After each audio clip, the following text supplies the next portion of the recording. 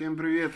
Приехал на гильзовку 405 мотор, диаметр 95,5 в стандарте, расточен был уже под второй ремонт. Но проще, конечно, редко они приезжают. Почему? На разборке полно их, но они, как правило, все вот здесь полопанные резьбы в этих местах. Этот блок целый. Чем гильзуем? В продаже у нас на рынке имеются гильзы вот такие, но они диаметром 100,5. При диаметре Porsche 95,5 это будет составлять 100,5, 2,5 мм стенка.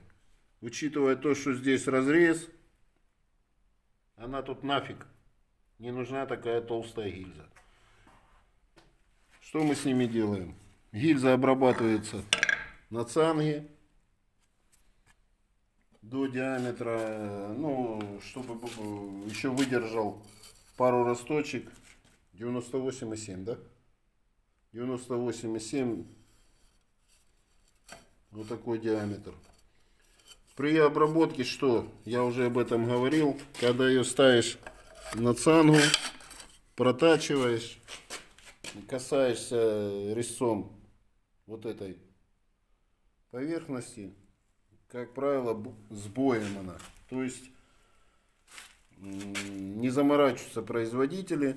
Вот этот диаметр и вот эта опорная плоскость, в случае с нижним бортом, они не перпендикулярны. Все это надо учитывать, все это надо устранять. И так как он расточен, и мы там миллиметра 3-4 украли у цилиндра, обязательно снизу на гильзе снять фаску, чтобы при перекладке внизу поршень не задирала об этот острый край. Вот, собственно, и все тонкости.